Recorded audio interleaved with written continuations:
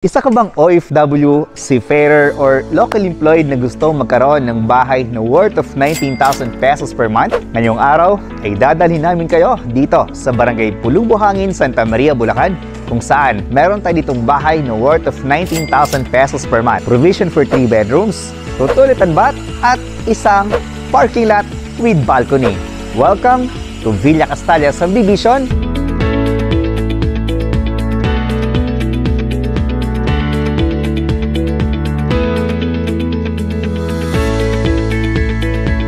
Our Felicia Model Unit.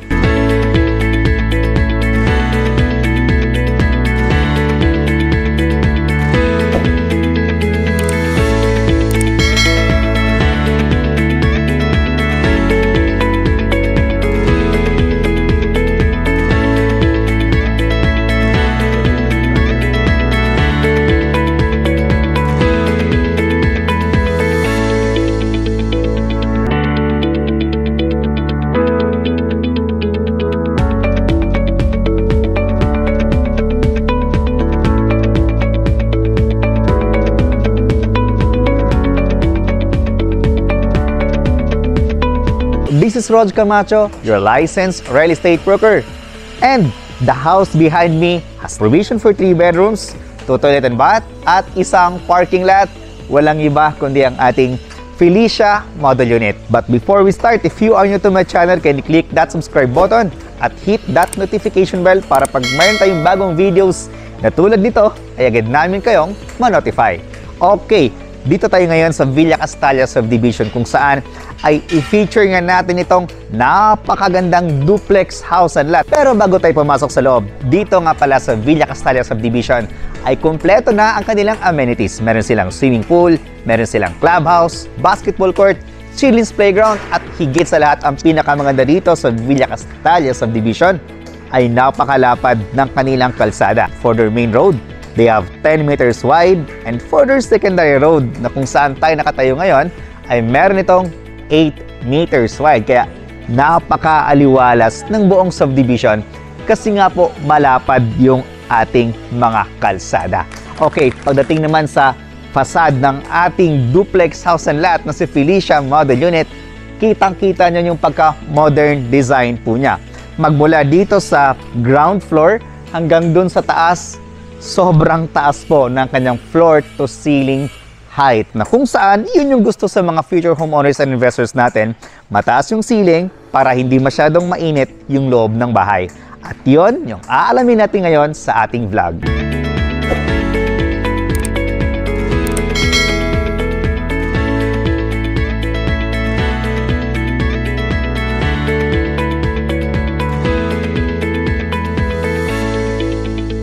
Dito sa ating Felicia Model Unit, we have a minimum lot area of 80 square meters at ang kanyang floor area naman ay 66 square meters. So, ito yung ating frontage. Magmula dito sa tricycle na to, no? Hati kasi sila ditong dalawang unit. So, it has 8 meters wide. Tapos yung depth naman hanggang dun sa dulo, yun naman po ay 10 meters wide. So, a total of 80 square meter. So dito, ito yung ating space for our parking lot. Andito na rin yung mga butas ng ating Puso Negro. Tapos dito sa likod, meron pa tayo ditong, ayan, space. Yan, nag-leave sila ng space dito, siguro mga half meter ito, para kasi ito sa inyong ventilation. Kasi nga po, tayo ay duplex model unit. Meron tayong bintana dito sa harap, meron tayong bintana sa likod, at may bintana din tayo sa bawat side ng unit natin. Then dito, meron tayong space para sa inyong service area, laundry area, or dirty kitchen. Okay, so para naman sa ating mga plantitos and plantitas nating mga future homeowners and investors, guys, you still have enough space for your plants dito kay Felicia Model Unit. Okay, so ngayon, papasukin na natin yung kanilang actual turnover unit. Nang sa ganon ay makita ninyo kung gaano nga ba kalaki yung kanilang living area, dining area, as well as yung second floor natin. So guys, no, wala pa tayong dress up model unit. Medyo hindi natin ma-appreciate kung gaano nga ba kalaki yung living area natin, dining area natin pag pinasukan natin ng gamit kasi wala pa tayong dress up model unit. pagtyagaan nyo po yung aming actual turnover unit. Pero papakita ko sa inyo mamaya kung gaano nga ba kalaki yung mga spaces niya. Try ko pong ipaliwanag sa inyo sa abot ng aking makakaya. Bago tayo pumasok sa loob, yung ating main door ay, alam nyo guys, no, usong-uso na ngayon or hindi na uso ngayon yung paggamit ng kahoy dito sa main door. Kasi madalas po, yung problema, katulad nito, ayan, yan hanggang dyan lang po yung ating canopy. So hindi maiiwasan na pag sobrang lakas po ng hangin, etong door natin ay naaabot ito ng tubig. Para ma-solve yung problema na yon, ang ginawa ng mga developer ngayon ay pinalitan nila ng steel door. So, steel door ito, tapos ganun din yung hamba natin, steel door siya. Pangalawa, etong mga to, steel door kasi, hindi po siya inaanay. Okay! So guys, no, andito tayo ngayon sa loob ng ating Felicia model unit. Para maintindihan ninyo kung gaano nga ba kalaki yung ating buka for Felicia model unit, meron itong 1, 2, 3, 4, 5, 6, 7 tiles po ito na 60 by 60 na ceramic tiles na na granite tiles na kung saan ito yung kanilang actual na tiles for their Felicia model unit. So this is around 1, 2, 3, 4. So, nasa mga 4 meters wide yung buka ng ating Felicia model unit. Dahil duplex nga po tayo, no, we have so much windows. So, unlike pag townhouse, yung bintana natin ay sa front lang at sa likod. Dito sa duplex model unit, para ka na rin naka-single attach. Kasi meron tayong bintana dito sa side nito. Then ngayon, since meron pa naman tayong space, no, dyan sa kabila, dito sa gilid, kasi duplex tayo, pwede mo itong butasan para magkaroon ka lang access doon or lanay papunta sa inyong service area or parking area. Otherwise, kung ayaw nyo po na magkaroon ng lanay, pwede ka naman din dito. So, mamaya puntahan natin. Okay, so ito, napakalapad po ng ating bintana, no? Gustong-gusto natin or gustong-gusto ng mga future homeowners and investors na mas malapad yung bintana para mas maliwalas, para mas maraming hangin yung makapasok sa loob ng bahay, and aside from that, mas maliwanag yung bahay natin pag mas malaki yung mga bintana. So, ganun po kahalaga yung bintana sa loob ng bahay. Okay? So, next po is meron din tayo dito ang isang bintana. So, naka-L-type ito. Pwede mo itong ilagay yung L-type na upuan. Hindi ka na mag-iisip kung saan mo ilalagay yung inyong TV. Dito muna sa side na to yung TV. Bakit? Kasi ang kagandahan dito sa kanilang hagdanan ay hindi masyadong nakaslant. So, ibig sabihin, etong portion na to, na ma-maximize natin ito, ayan, nakakatayo pa ako dito, no? Mostly kasi ng mga hagdanan ay hindi na ako makakatayo dito sa part ng 1, 2, 3, 4, 5 sa pang-5 step. So, dito, nakakatayo pa rin tayo. Kaya, meron tayong enough space para dito sa ating television area. Ganun po siya. Okay, so dito sa ceiling natin, kasama na rin sa turnover. White yung paint natin. Primer po yan. Tapos dito naman sa side na to, dito ang inyong dining area. Then this is your kitchen sink. So sa ating kitchen sink, no, sa turnover natin dito ay ganito. Single sink tayo. Countertop natin ay granite tiles. Tapos meron tayong bintana or malaking bintana. Now, para mas lumaki pa yung inyong kitchen area or dining area rather, pwede mo siyang i-extend hanggang dito. Pwede mo itong tanggalin at ilagay na lang dito sa likod. Ayan. So dito mo ilagay yung inyong kitchen area. Tapos eto, butasan mo to. Tapos lagyan mo dito ng nook para magkaroon ka ng mini bar. O, di ba? Tapos eto, access mo na to papunta sa inyong parking lot or papunta naman dito sa inyong service area. Or bahala na kayo kung anong gustong gawin nyo dito sa space na to.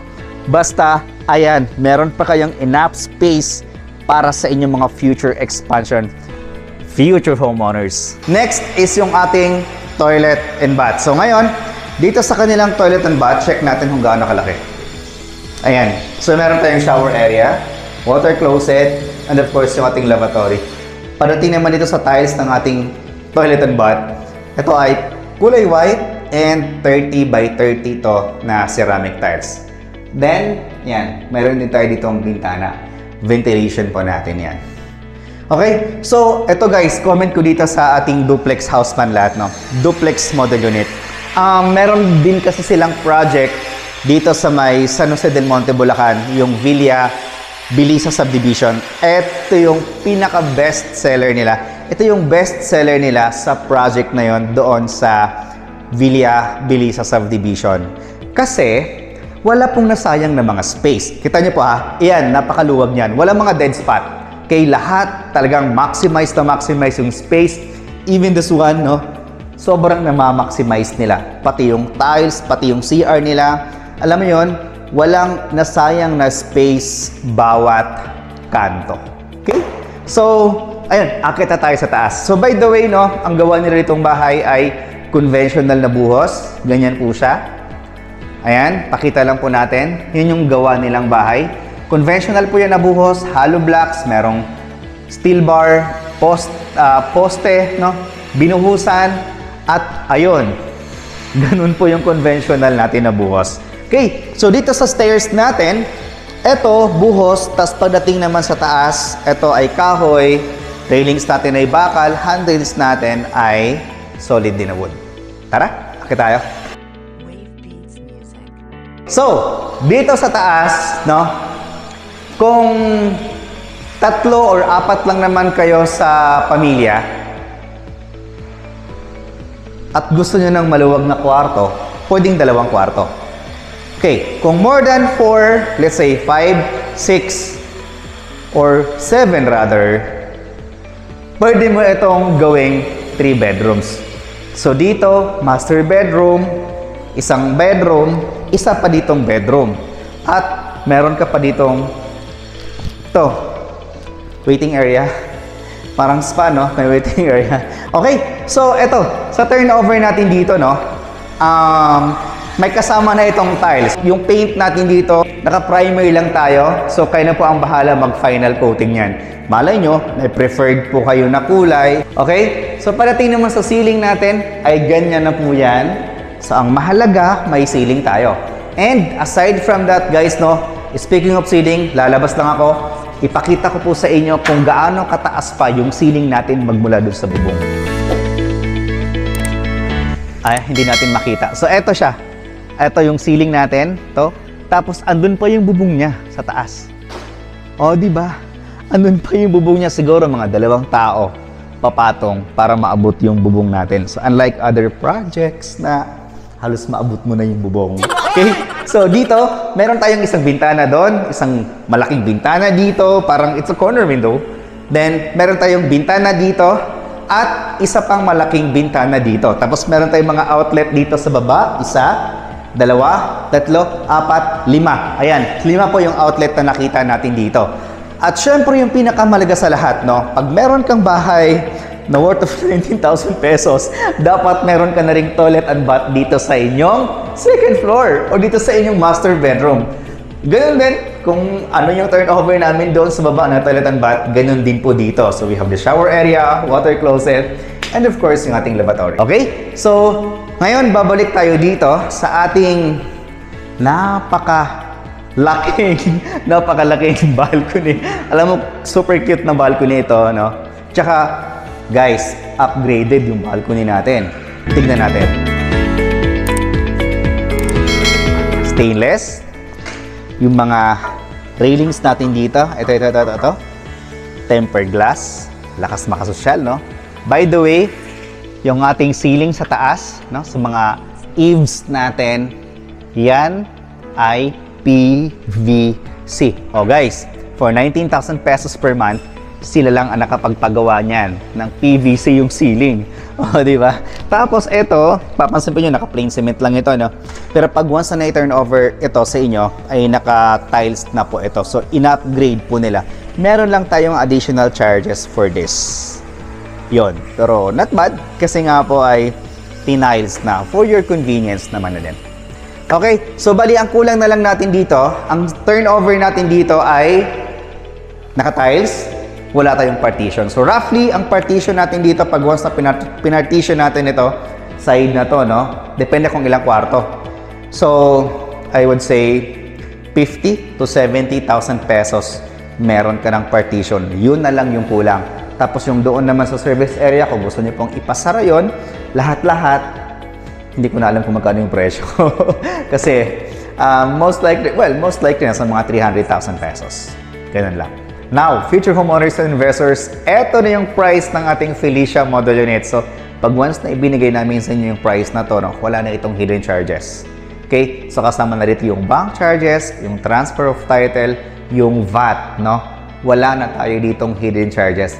Again, so yung price natin dito ay 3,900,000 pesos. And yung ating down payment is 880,000 pesos. And the good news is, meron silang discount na ibibigay sa inyo. As of this month, June, is 50,000 pesos.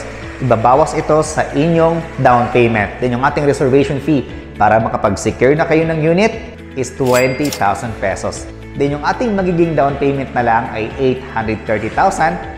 Don't worry guys, no? This is payable for 24 months nang walang interest. Hindi naman po ito one-time payment. Then, yung ating monthly down payment for 24 months without interest is 34,583 pesos. Pero pagkatapos naman ng ating monthly down payment for 24 months ay mas liliit na yung ating monthly amortization sa susunod na buwan. For 30 years, magiging 19,150 pesos na lang. Then, yung ating required income para maka-avail kayo ng ating duplex house and lot is 53,000 pesos. Pwedeng combined salary ng inyong asawa, ng inyong anak, or ng inyong magulang. At pwede rin ito sa mga OFW nating kababayan na nagtatrabaho sa ibang bansa, sa ating seafarer or sa mga seaman natin ng mga kababayan naman, at sa ating mga kababayan na nagtatrabaho locally. As long as na member tayo ng Pag-ibig at wala tayong pina-foreclose na bahay sa kanila before, for sure, maa-approve tayo through Pag-ibig financing. Sa mga clients din natin na nasa ibang bansa, na immigrants na, pwede pa rin kayo makapag-avail through Pag-ibig financing kahit hindi po kayo membro sa Pag-ibig. Tawagan nyo lang po kami sa mga nunuro dyan na naka-flash sa screen. Or di kayo naman sa ating Facebook page, Sulit Homes Factory PH, KCC Realty Official, Realtor, Rog Camacho. For more details about this project, trippings, and reservation, dial this number na pa-flash namin sa screen. And if you are new to my channel, kindly click that subscribe button at i-hit mo na rin ang notification bell para pag mayroon tayong bagong videos na upload sa aking channel, ay agad namin kayong ma-notify. This is Rog Camacho, your licensed real estate broker. Thank you so much for watching and God bless.